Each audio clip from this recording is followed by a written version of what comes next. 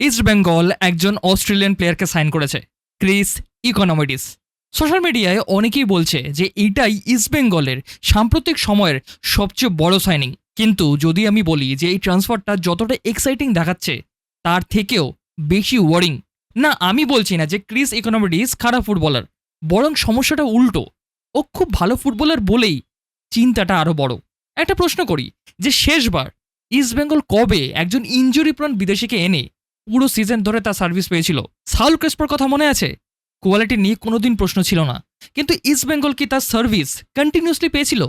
একদমই নয়। আর সেই কারণেই ক্রিস ইকোনমিডিসের এই ট্রান্সফারটা শুধু একটা সাইনিং নয়, এইটা একটা গ্যাম্বল। কেন বলছি সেটাই এক্সপ্লেন করব। প্রথমেই একটা বিষয় পরিষ্কার করে নেওয়া দরকার, ক্রিস কিন্তু কোনো র্যান্ডম বিদেশি প্লেয়ার নন। অস্ট্রেলিয়ার হয়ে আন্তর্জাতিক ফুটবল খেলেছেন, এই লিগে বছরের পর বছর পারফর্ম করেছে। পার্থ গ্লোরি, ওয়েস্টার্ন সিডনি ওয়ান্ডারার্সের মতো ক্লাবে খেলার অভিজ্ঞতা আছে। ছোটবেলায় ইউরোপের পরিবেশও দেখেছেন। এই ধরনের সিভি নিয়ে খুব বেশি ফুটবলার কিন্তু আইএসএলে আসে না, বিশেষ করে সামনে যখন এএফসি চ্যালেঞ্জ লিগ আছে। তাই এমন একজন অভিজ্ঞ উইঙ্গারকে টার্গেট করাটা খুব কিন্তু অস্বাভাবিক নয়। এখান পর্যন্ত সবকিছু দারুণ শোনাচ্ছে, কিন্তু এখান থেকেই আসল গল্পটা মোড় নেয়। ফুটবলে একটা কথা খুব প্রচলিত, নাম কিন্তু ম্যাচ জেতায় না, পারফরমেন্স জেতায়। ক্রিস ইকোনমিডিসের কেরিয়ার সম্মানজনক, এতে কোনো সন্দেহ নেই। কিন্তু যদি সাম্প্রতিক কয়েকটা সিজনের দিকে তাকাও, একটাই জিনিস চোখে পড়বে, গোল আর অ্যাসিস্টের সংখ্যা একজন বিদেশি অ্যাটাকিং প্লেয়ার হিসাবে খুব বেশি চোখে পড়ার মতো কিন্তু নয়। ইস্টবেঙ্গল সমর্থকরা যদি আশা করে যে ক্রিস একাই প্রতি ম্যাচে ম্যাজিক করবে, তাহলে প্রত্যাশাটা হয়তো বাস্তবসম্মত হবে না। আর এইখানেই আসছে আসল সমস্যা, ইনজুরি। একজন ফুটবলারের ট্যালেন্ট কিন্তু একদিনে হারিয়ে যায় না, কিন্তু একটা জিনিস খুব সহজেই হারিয়ে যায়, সেটা হচ্ছে অ্যাভেলেবিলিটি। একজন কোচের কাছে অনেক সময় এবিলিটির থেকেও বেশি গুরুত্বপূর্ণ হলো সে কতটা অ্যাভেলেবেল। কারণ বেঞ্চে বসে থাকা ওয়ার্ল্ড ক্লাস ফুটবলার কোনো ম্যাচ জেতাতে পারে না। কিন্তু ক্রিস ইকোনমিডিসের কেরিয়ারে সবচেয়ে বড় প্রশ্ন এখানেই। বিগত কয়েক বছরে একাধিক ইনজুরি কিন্তু ওর ধারাবাহিকতা নষ্ট করেছে। কখনো ফিরেছেন, আবার চোট পেয়েছেন, আবার ফিরেছেন।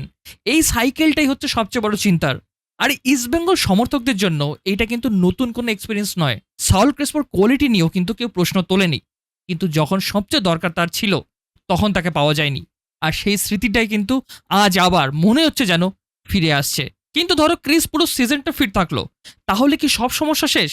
আমার মনে হয় না। কারণ একজন উইঙ্গারকে বল দিতে হবে, ওর জন্য স্পেস তৈরি করতে হবে, ওভারল্যাপ করতে হবে, মিডফিল্ড থেকে প্রোগ্রেশন লাগবে।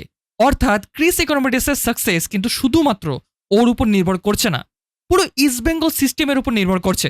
গত কয়েক বছরে আমরা অনেক বিদেশিকে দেখেছি যাদের কোয়ালিটি ছিল, কিন্তু সিস্টেম তাদেরকে হেল্প করতে পারেনি। যদি একই জিনিস আবার হয়, তাহলে দোষ কিন্তু শুধু প্লেয়ারদের হবে না। আচ্ছা, এতক্ষণ শুধু আমরা কনসার্নের কথা বললাম, এবার উল্টো দিকটাও দেখা যাক। কারণ অ্যান্টনি হাবাস এইসব জানেন না, এটা কিন্তু বিশ্বাস করা অবশ্যই কঠিন। তাহলে কেন ক্রিস? হয়তো কারণ হাবাস এমন ফুটবলার চান যারা বড় ম্যাচে চাপ বোঝে, যারা ট্যাকটিক্যালি ডিসিপ্লিনড, যারা শুধু ড্রিবল নয় ডিফেন্সিভ ওয়ার্কও করবে। ক্রিস হচ্ছে সেই প্রোফাইলের সাথেই মিলে যায়। হয়তো হাবাস বিশ্বাস করেন যে ঠিক সিস্টেমের মধ্যে রাখলে এখনও কিন্তু ক্রিস ডিফারেন্স করে দিতে পারে। আর সেটা যদি হয়, তাহলে আজ যে ট্রান্সফার নিয়ে প্রশ্ন উঠছে, সমালোচনা হচ্ছে, সেটাই কয়েক মাস পরে হয়তো মাস্টার স্ট্রোক হিসেবেও পরিচিত হতে পারে। এবার তোমরাই বলো যে ক্রিস ইকোনমিডিসের এই সাইনিংটা আসলে কি একটা মাস্টার স্ট্রোক, নাকি আরেকটা এক্সপেন্সিভ গ্যাম্বল? আজকের দিনে এর উত্তর কারো কাছে কিন্তু নেই। কিন্তু একটা জিনিস নিশ্চিত যে ইস্টবেঙ্গল একটা নর্মাল ফুটবলারকে সাইন করেনি। ওরা বাজি ধরেছে একজন এমন প্লেয়ারের ওপর যার কোয়ালিটি নিয়ে কিন্তু কোনো সন্দেহ নেই, কিন্তু অবশ্যই ইনজুরি আছে, এবং সেটাই কিন্তু বড় প্রশ্ন। আর ফুটবলের ইতিহাস একটা জিনিস বারবার শিখিয়েছে, ট্যালেন্ট তোমাকে কিন্তু ম্যাচ জেতাতে পারে, কিন্তু সিজন জেতায় কনসিস্টেন্সি। এখন দেখার যে ক্রিস ইকোনমিডিস ইস্টবেঙ্গলের হয়ে সিজনটাকে পুরোপুরি পাল্টে দিতে পারেন কিনা।